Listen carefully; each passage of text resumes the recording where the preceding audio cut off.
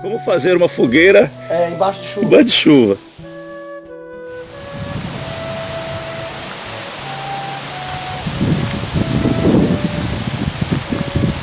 Em face de toda essa tecnologia que existe hoje, a gente depara com situações que realmente são inusitadas. Variando aí esse momento de crise hídrica, né, no estado de São Paulo, né? Nós estamos no estado de São Paulo, na região de Iguape, Juquiá, né, Iguape, Padre Ribeira, que é uma região que de fato é bastante rica, né, em relação a recursos naturais, especialmente na chuva, né, água, muita chuva, muitos rios, né.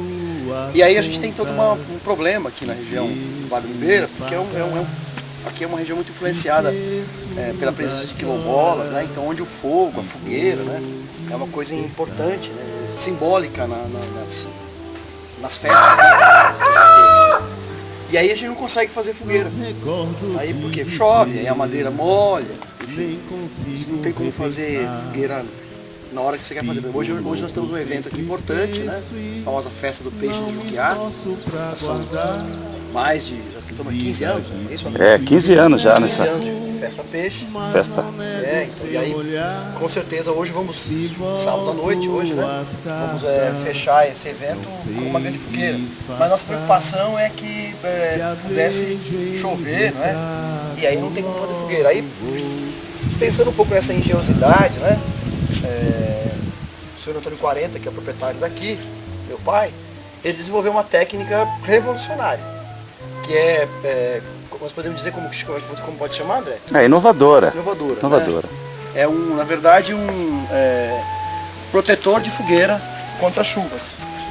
É uma coisa simples, né? Esse é um protetor de fogueira, então você pode fazer a fogueira normalmente aqui, que não tem... Modernidade, olha, protetor contra chuvas. Podem testar. Mais tarde nós vamos acendê-la e vai ficar tudo provado aqui.